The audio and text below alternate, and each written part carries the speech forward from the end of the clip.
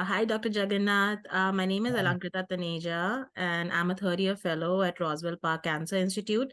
I'm also a part of the Oncology Data Advisors Fellows Forum, and I'm delighted to be talking about the LINKER-MM trial with you. Would you please introduce yourself? Hi, I'm Sundar Jagannath, Professor of Medicine at Icahn School of Medicine at Mount Sinai, New York. Wonderful. So, we've seen some exciting results from the phase 1 and phase 2 trials for Linvoseltamab. Would you like to just introduce the drug and, what all trials and how long, just generally an outline of the trial? Okay, so Linvoseltamab is a fully human IgG4 bispecific antibody directed against BCMA and CD3, T cells. So it is a T cell engager antibody along with, binding to the plasma cells. So it is a bispecific antibody. We have known that there are two other bispecific antibodies are already approved in multiple myeloma, and both of them have shown pretty high response rate in this group, 61 and 63%. So we are all excited about bispecific antibody. And this is an experimental and bispecific antibody, which we hope will get approved and become available for the patient. The study design, as in any of the experimental therapy right now, is participants or adult patients who have progressed on 3 prior lines of therapy, 3 or more prior lines of therapy, and have been exposed to PI, IMiD, and an anti-CD38 monoclonal antibody, or they were in the phase 1 portion, double refractory patients were eligible, and in the phase 2 portion, like in this study, triple class refractory patients were eligible to participate on this study. The uniqueness of this treatment is it is given intravenously, weekly for the first 14 weeks, and then afterwards it's given every 2 weeks until 6 months or 24 weeks. And if the patient had achieved VGPR or better, then it was reduced to once every 4 weeks. So this was practically designed to reduce the frequency of administration to improve the patient convenience. The first 14 weeks, why did we give it more frequently? Because you want to have the target level and maintain it, because the responses are rapid, but you want to, during the first 3 months, you want to maintain a good threshold so that you get the maximum response to this particular drug. I think the other two approved by specifics, as per the Majestic and Magnetism trials, are teclistamab and elrentamab, and they are given subcutaneously. And so, what is the difference in the dosing for our drug as compared to these? Okay. The approved drugs are subcutaneous, as you pointed out. There is a subcutaneous development for this particular drug because this is a fully humanized antibody, IgG4, that doesn't bind to the Fc gamma receptor, so it is not engaging those things. The side effect profile is, infusion-related reactions are very minimal. And also, because it is a fully human antibody, there is no anti-drug antibody for this one. So the drug was developed as intravenous, but as you know, for convenience, there will be another set of development happening with the protocol modification for the sub-Q formulation to come forward. Great. Okay. And what are the response rates like, and what have we learned so far about its efficacy? Okay, these are heavily pre-treated patients, as I alluded to before. 1/4 of the patients were actually over age 75 or above. In this patient population, the overall response rate was 71%. And if you look at VGPR or better, 62% of the patient achieved VGPR or better. And complete response rate was in 46% of the patient, complete response or better. Among the patients who were in complete response and who were eligible or evaluable for MRD assessment, either by Euroflow or by next-gen sequencing, clonoSEQ, 25 out of 27 patients, or 93%, were actually found to be MRD negative. So there has been a deep response. And the next thing is, with a median follow-up of 11 months, the responses were durable. The median response duration was not reached. And at about 12 months or so, you would find that 78% of the patients were still enjoying durable responses. The median progression-free survival was also not reached because the follow-up is short, it's 11 months. But at about 12 months or 1 year mark, 69% of the patients are still progression-free. And the overall survival, obviously, the median is not reached. And at 12 months, 75% of the patients are still alive. And as a matter of fact, 53 of the 117 patients are still on ongoing treatment with this drug.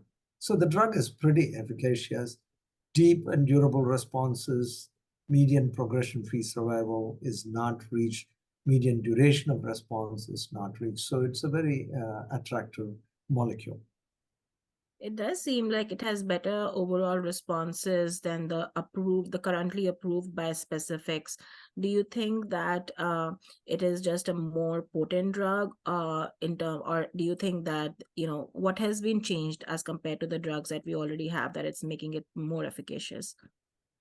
It's a good question, and you are doing a fellowship.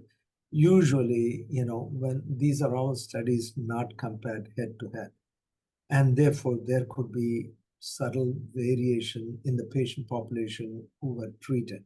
So I don't want it to come out.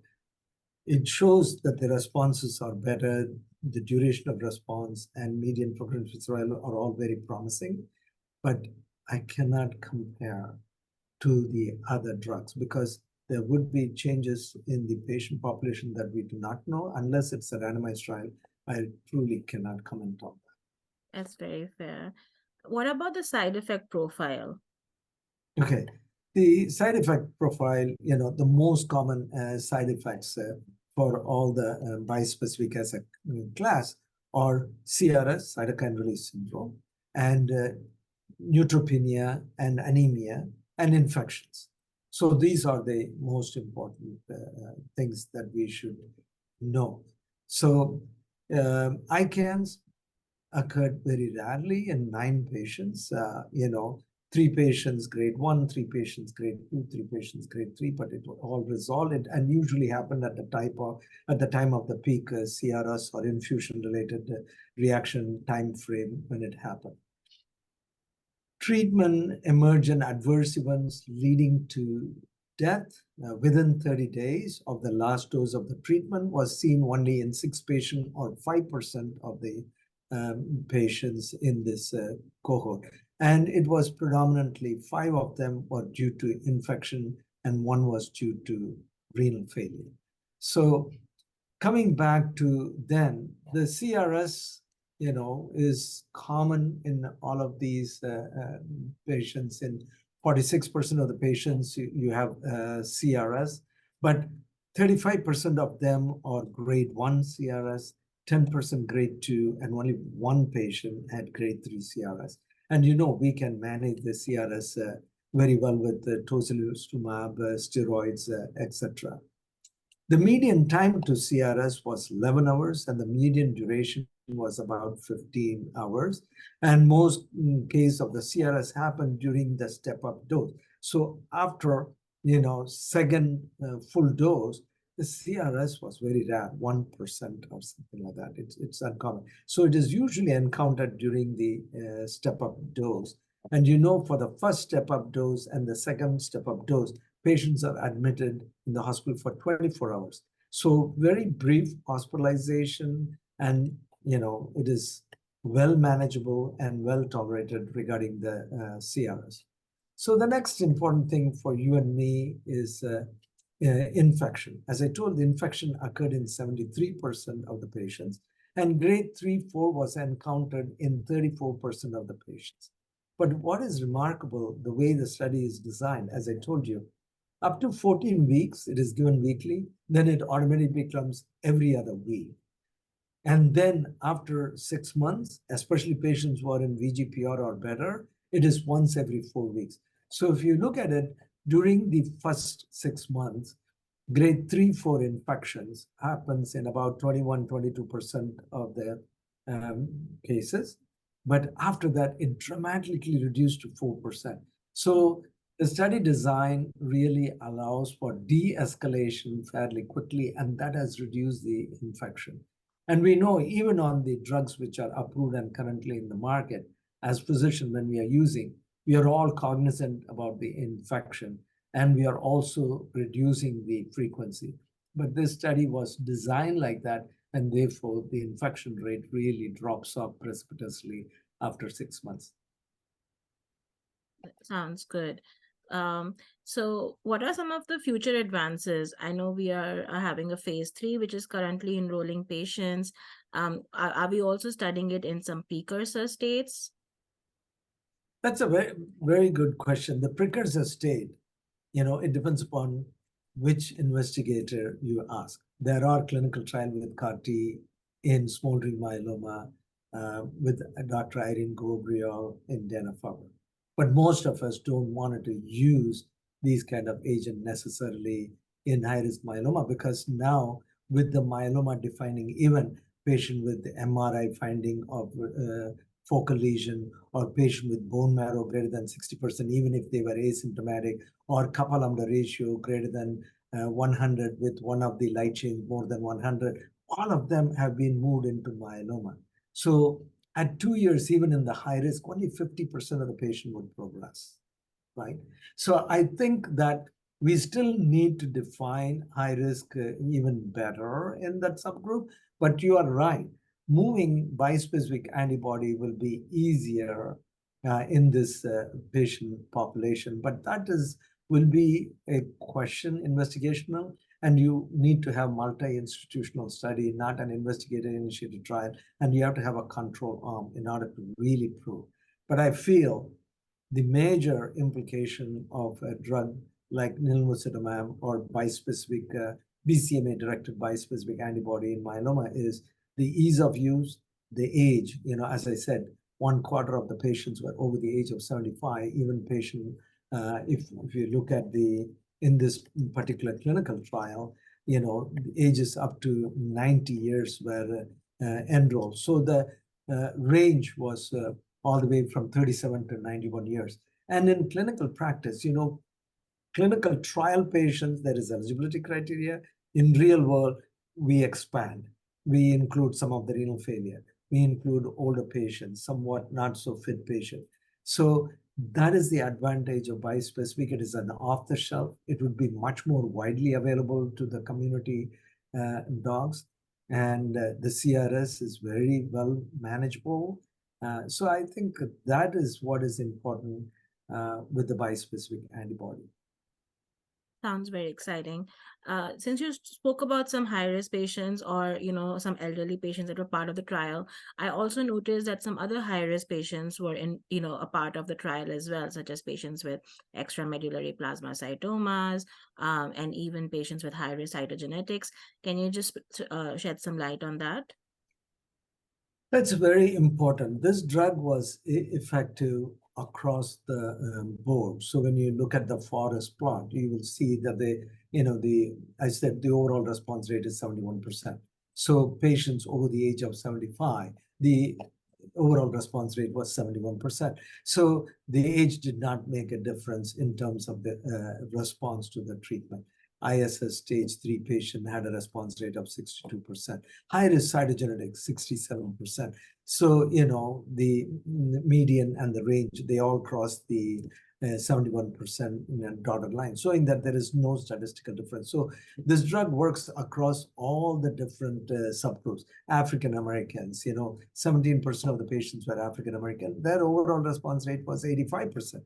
So you could see that the drug is quite effective across different subgroups. So going back to the one you pointed out, extramedullary disease, which was actually in this study, they were adjudicated by independent review committee that they were truly extramedullary, not paramedullary. In extramedullary disease also, the response rate was pretty good in this subgroup of patient. So I think across the board, this has done remarkably well. And in the future, are we using at some combination of drugs in trials along with our linvoseltamab? Absolutely. I'm sure you are right on the money. In the future, there will be a combination or how to sequence them. All of that are the most important question. And, as a fellow, we don't look at we characterize the tumor cells, but we have not been characterized the immune component or immune status of the myeloma patient. As these immune mechanism comes to play an important role, bispecific antibodies, CAR-T, etc. I'm pretty sure we will start, characterizing the patient, even looking at their B-cell fitness and how best to treat, when to treat. All of that will become very important question for the future. Very exciting. Very happy to hear about all the exciting results and looking forward to the results being published by AACR next week. Thank you.